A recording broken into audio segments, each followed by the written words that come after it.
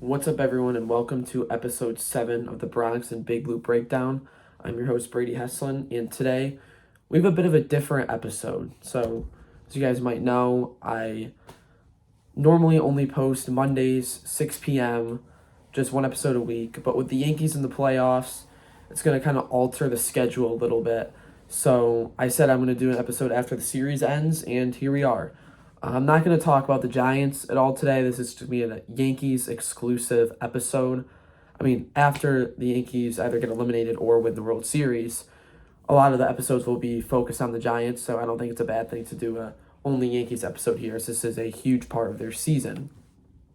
So I'm only going to just kind of break down the games, my thoughts, that kind of thing. I'm going to do some studs and duds, and then just a looking forward for the Toronto series.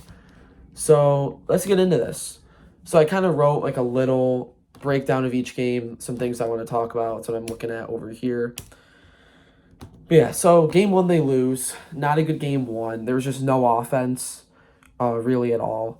They lost 3-1. Garrett Crochet pitched a crazy game. I mean, he threw 117 pitches, hit like, I believe it was 101 or something like that on the last pitch. Pitch 117. He's crazy. If there's one thing to take away from this series, it's pitching means everything in the playoffs. I mean, not everything, but you know what I mean. I mean, good pitching can really lead you a long way. And that's what led the Red Sox to that win. I mean, Garrett Crochet won in that game. Then they just go to Chapman, and game's over. They were winning that game 1-0, and then thanks to a Volpe 2-run homer, and then Luke Weaver comes in and just pitches terrible. I mean, faces 3 guys, doesn't get an out, just didn't have his location, and I mean, it was the bottom of their order too, and they were just hitting the ball off him, and I mean, that's just not something you can do. I know he struggled a bit, to end the season, and he was actually a dud at one point on the episode, but yeah, he just did not pitch well. And then Bednar also gave up a run in the 9th. And then a big storyline, too, was no Ben Rice and no Jazz Chisholm until he came in late in the game. I'm probably, in the minority a little bit here, but I don't mind platooning. I do think you gotta try to find a way to get Jazz in the lineup. I know, Ben Rice, you want to send him, but, I mean, at the end of the day, Paul Goldschmidt is there to hit lefties. So at the time, I mean, obviously hindsight is, you should have started both of those guys. But at the time, I was fine with not starting Rice. I thought Jazz definitely should have started. I would have started him at second and then moved Rosario to third and had Caballero off the bench as a pinch runner or just defensive replacement somewhere. But, I was fine with Rice not being in the lineup. I think now, I mean, he didn't play great yesterday. So I think there's certainly a conversation to be had about do the Blue Jays even have a lefty? They don't. So it's, Kevin Gausman, Shane Bieber, Trey Savage, and Chris Bassett. So that conversation is not going to happen. He'll play every day against the righties. But, that's just my thoughts on it. Masataka Yoshida was the one that had the 2-run single to give them the lead. I mean, he really played well. I think he was 4 for 7 in the series. I can check that. But, I mean, he was, the only guy that was really hitting Schlittler yesterday. But he had a really good series for Boston. I'm trying to find the stats here.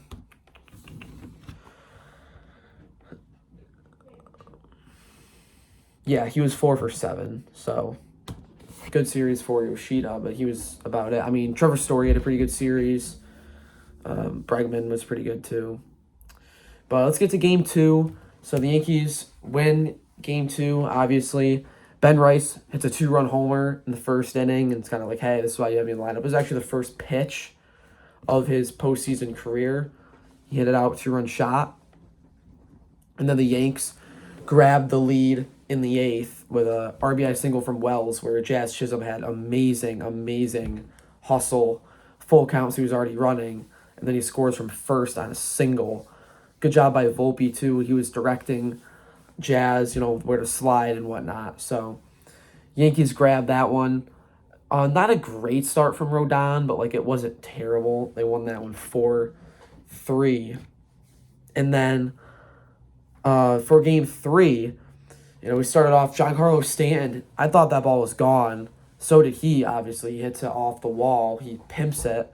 So it was a little scary when they panned to Stanton rounding first on the broadcast. That was a little scary, but he was still safe. So, and then the 4th inning was the big inning. Ahmed Rosario, Anthony Volpe with an RBI single, just to name a few. And the big thing was they strung hits together in that inning. They didn't need the home run ball. They didn't hit any home runs in Game 3. It was all just, they weren't even hard hit balls too. Like there's, like I believe Volpe's was like an 80-mile-an-hour, just like ground ball to right field. Like it wasn't anything special, but it did the job. And they, strung hits together, passed the baton, and that ended up being enough. David Bednar, closed it out in the 9th, and they won 4-0. I mean, that was really, there wasn't a ton of offense outside of that. I mean, Connolly early threw well through 3, and then the 4th he really fell apart. And I was surprised Alex Cora left him in as long as he did. But yeah, that was a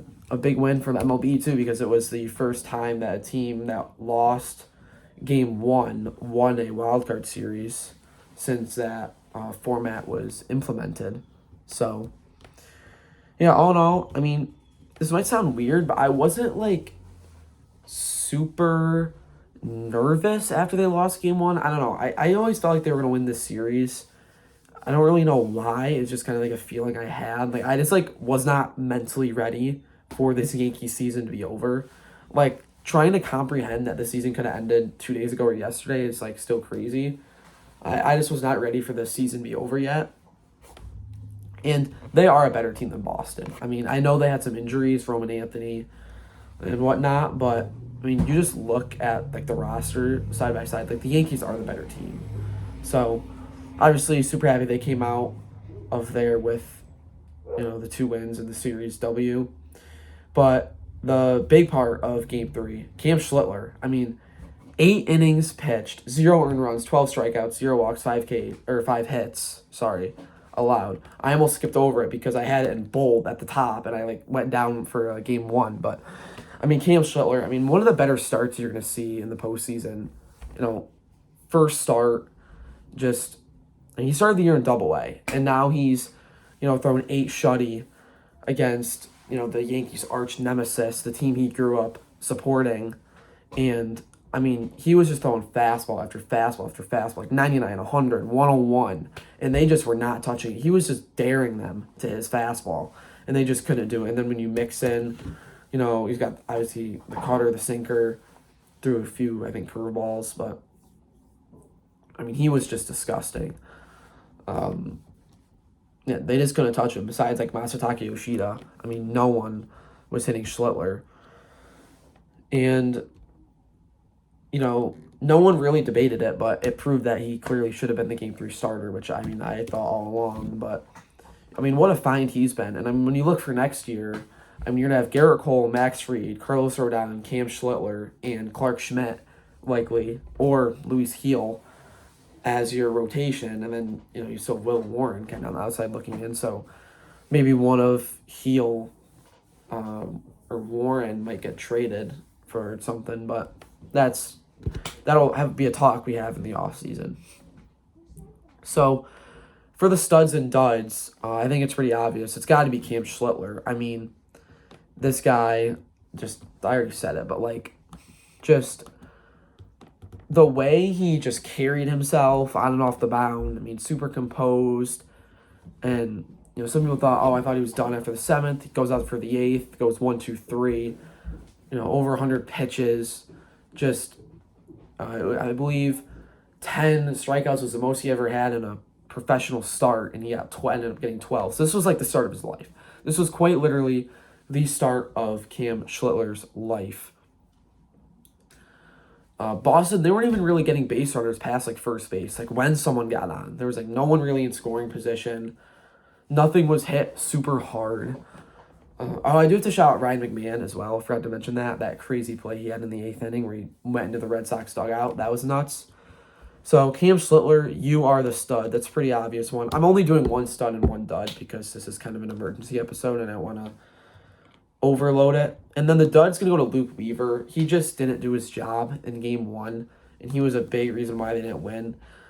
I wish I could just give it to the whole offense, except for like Volpe in game one, but I'm not going to do that. I gotta give it to Luke Weaver. So I did want to bring up the studs and duds leaderboard again. So for the studs, I also want to say Aaron Judge is the first of three. I think I mentioned that last time. So here are all these studs. They're kind of in order that we've had since the start of the Bronx and Big Blue Breakdown. So we have Giancarlo Stanton with 1, Jackson Dart with 1, Aaron Judge with 3, Brian Burns with 2, Max Fried with 2, Russell Wilson with 1, Malik Neighbors with 1, Wan'Dale Robinson with 1, Cam Scatterby with 1, Brian Dable with 1, Abdul Carter with 1, Kayvon Thibodeau with 1, and Cam Schlittler with 1. So that is all these studs. Now we go into the duds. We have Anthony Volpe with 1, Evan Neal with 1, Jalen Hyatt with 1, Brian Dable with 2, Mike Kafka with 1, Cam Schlittler with 1, Paul Goldschmidt with 1, Shane Bowen with 1, James Hudson with 1, Fernando Cruz with 1, Russell Wilson with 1, Joe Shane with 1, Luke Weaver with 2. So he is the second person to get to 2 for the duds behind Ryan Dable. Deontay Banks with 1, and the Tampa Bay Rays with 1. So just a little update there. I think it's cool. I'm kind of tracking this. I think it'll be super interesting to look at if I end up doing this for like even 6 months, like just seeing all the names on here. So yeah, that is that. Now let's look forward. So obviously, it's great they won the series, but they still have to win 3 more if they want to, win the World Series. So just looking forward, they got the Toronto Blue Jays in Toronto, 5-game series. The pitching matchup is likely going to be Luis Gil versus Kevin Gausman for game 1. Then it'll be Fried versus Bieber for game 2. Rodon versus Savage for game 3. Schlittler versus Bassett for game 4. And then Fried versus Gausman for game 5. So I like the Yankees pitching matchup a lot here, except for game 1. I think they have the advantage. So if they could win game 1 in Toronto, I'm feeling very confident about this series. Then on the other hand, even if they lose that game, okay, you have Max Fried, your ace, on the mound for game 2 to try and even it up. And then you've got Rodon for 3 against a rookie. So, and then Schlittler for game 4. So, we'll see with that. And Toronto has had the Yankees number this year, but so did Boston, really, except for that last series of the year. And, we'll see how they play it. The lineup versus Gausman. I don't really see where like a guy like Paul Goldschmidt really gets in this series, unless they have some lefty relievers late in the game. But I think you gotta obviously probably Grisham, Judge, Bellinger, Stanton, or no, I forgot Rice in there. So let's think. How do they have lineup game 2? It'll be Grisham, Judge, Bellinger, Rice. Was that what it was? Stanton, Jazz, Volpe, or no, Wells, Volpe, McMahon. Is that what they're going to do? Probably. And then obviously, you have Caballero for late in the games to run. One thing I want to talk about is Jason Dominguez. Like, obviously you need a 4th outfielder on the roster, but if someone was like, I'd rather have Austin Slater than Jason Dominguez, I'm honestly not going to fight you on that, because I think Austin Slater has more of a role to getting in the game than Dominguez. The only way I see Dominguez getting in is he's like the backup pinch runner, or if someone were to get hurt in the outfield. But even then, you could put in Caballero. So I feel like that's kind of an interesting thing to consider. But we'll see what they do with the roster. They'll have to add Heel, obviously. So they'll have to take someone off. Maybe a Paul Blackburn or something might have to come off, or JC Escara. But I think they like having Escara because I don't know if they trust Rice to catch with his arm. But it's kind of wait and see. We know everything about Toronto. We play Toronto all the time. An interesting thing, too, I feel like I keep saying that, but something cool is this is the first time the Yankees and Blue Jays have played in the postseason, which I think is kind of crazy. But yeah, so last thing I kind of wanted to talk about was, the schedule coming up. This is having to be a shorter episode, but so the schedule. So it's really funky because the Giants playing Thursday night kind of screws it up next week. So what I'm thinking is I'm still going to do an episode Monday, the normal episode on Monday. That'll be recapping the Giants versus the Saints, and then Yankees Blue Jays games 1 and 2. So do an episode Monday, and then I'm either going to do an episode on Friday if the Yankees Blue Jays series is over. I'm going to do it Friday. If it's not over Friday, then I'm going to do one on Saturday, I think.